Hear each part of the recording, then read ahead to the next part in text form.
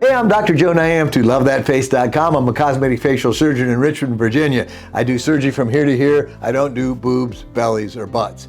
Now, the other night I was watching a little bit of TV and Inside Edition was on, and they had this story. They said, we'll be right back to tell you about a 48-year-old woman that had a facelift. And it was like, whoa, well, that's not that unusual. What's the deal with it? So the bottom line is, this lady who is, I believe, an actress or something, had a facelift at 48. And there was a tremendous amount of backlash on social media, or on her social media, that people, how could you do this to yourself, or you're too young, or you shouldn't mess with nature, and just things of this nature. So it begs the question, and I've got numerous videos on this, is like, what age is too young for a facelift? So let's just back up a little bit. When somebody comes in to see me, and I do over 100 facelifts a year, that's my favorite procedure. So most people that are coming here are coming for a facelift, and I ask them what bothers them when they look in the mirror. And 99% of people that are candidates for facelift are going to say, well, I hate this and I hate this. And it's pretty clear cut, they're a candidate for a facelift. There's a point where conservative procedures or devices or minimally invasive things can help, but when you get excess skin, you have to remove it. And facelift is best we have. So some of these people come in and they're like, hey, Dr. Joe, I want to tell you something. I know I'm a little on the young side, but if you look at my mom and my aunt and my father and his sisters, everybody in my family has this big turkey gobbler. I know where this is going and I want to get on top of it. Okay, well, I think that makes sense. And other people are like, I may be on the young side for this, but I don't want to wait to get old to look young. And that's something in past generations, people would wait until they were maybe well into their 70s, and then they'd have a big procedure and they looked so different. And so some people want to avoid that overhaul. Now, on the other side of this coin, and we could do a reality show, in our office, because we have people that come in here and they want to look like Lady Gaga, they want to look like Elvis, they're 19 and they want a facelift. Clearly, they're not candidates. So when you talk about the spectrum from the youngest patients, and I did last month I did a patient that was 84 years old. And it's a misconception, because some people say, well, I'm going to do this facelift now because when I'm 60, I'm not going to care. That's not true. You will care. All right. And, as long as people are healthy, they usually want to look good. Now, I fully realize some people are against cosmetic surgery. They just are. And that's fine. Some people just say, I earned these wrinkles. So back to the 19-year-old or whatever. I have patients that come in here, they don't have enough aging for a facelift. And I try to treat people like I would my family. And there's a certain point where I personally think it'd be unethical to do facelift or cosmetic surgery on a patient like that, because the change would be from here to here. I mean, it would be imperceptible. Now, if somebody comes in and they have a big, turkey waddle and big jowls, and I do a lift on them, that's a really impressive before and after picture. And you can see, thousands of them on my website.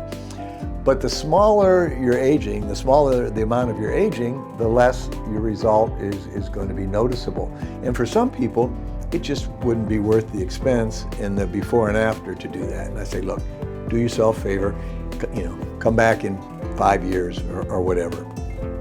Now, the other side of this coin, and this is kind of the interesting, cosmetic surgery is, because it's elective, and you could do mediocre breast surgery, belly surgery, butt surgery, but your face is out there for everybody to see.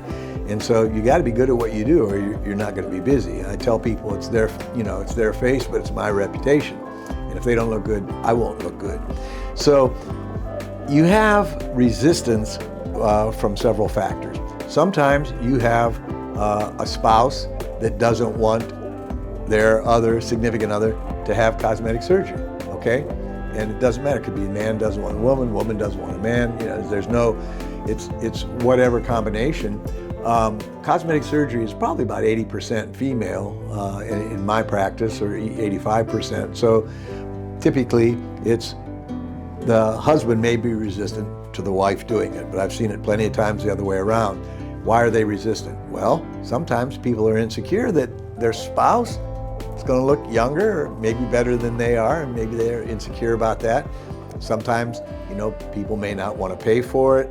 And so there's a lot of reasons that some people have resistance. And then, Tay-Tay, all right, Taylor Swift said it best, haters are going to hate. And so you see people sometimes that they're afraid to have cosmetic surgery, like a facelift, because what their friends may think.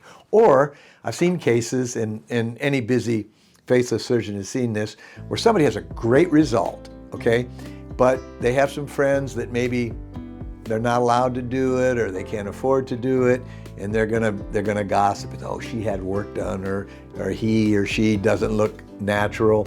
And you can't control that. So one of the things that I tell people, if you're going to do this, because patients ask me, they say, well, are people going to notice? And it's funny, because in my career, I've done great cases, and patient came back and they were disappointed because nobody noticed. And then I've done great cases, and people said, good Lord, everywhere I go, people say, oh, you look so much different, you look great. What I tell people, and this is an important bottom line if you're watching this, if you're going to do any type of cosmetic surgery, you have to do it for you. And it's very, if Paul McCartney wanted a facelift, by the way, Sir Paul, I'll do it for free if you want to do it.